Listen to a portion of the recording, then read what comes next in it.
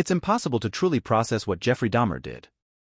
That's at least part of the reason why the serial killer who dismembered 17 boys and young men between 1978 and 1991 has been revisited so many times over the past 30 years, including in the 2012 film Dahmer, starring Jeremy Renner as the unassuming-looking destroyer of so many lives.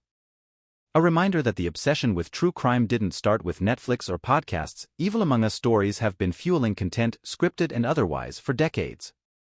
Though the rebirth of the genre as highbrow, polished and award-winning is a little newer.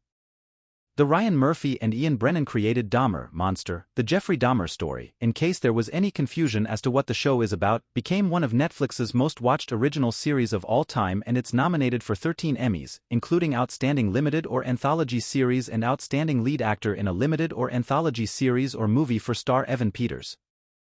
The 36-year-old also won a Golden Globe a whole year ago because the since-resolved SAG-AFTRA and WGA strikes delayed the 2023 Emmys, now being handed out January 15, for his performance.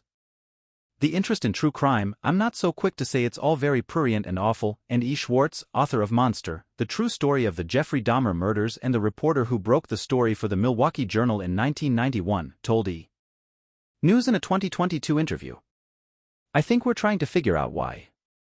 She attributed some of the enduring interest in Dahmer, as well as his nearly instant infamy after he was caught, to the fact that nothing about him set off alarm bells, while hindsight sees all.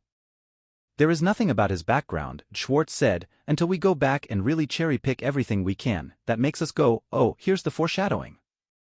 Cherry-picking is what Monster does and, as the author pointed out, it's easy now to pinpoint every glaring red flag and missed opportunity to catch him. Schwartz was not involved with the making of the Murphy series. Her publisher retitled her book Monster for its 2021 reissue. "We do like to play the blame game, because it always has to be somebody's fault," Schwartz said. "And if we look into these cases long enough, we'll find it." The fact that most of Dahmer's victims were black and he preyed on members of Milwaukee's marginalized queer community is often cited by critics of the investigation as the main reason why police didn't suspect they had a serial killer in their midst sooner. That characterization has been roundly denied by those involved with the case. Still, even events viewed through a hyper-aware 21st-century lens upset some who would prefer that Dahmer's crimes be laid to rest for good.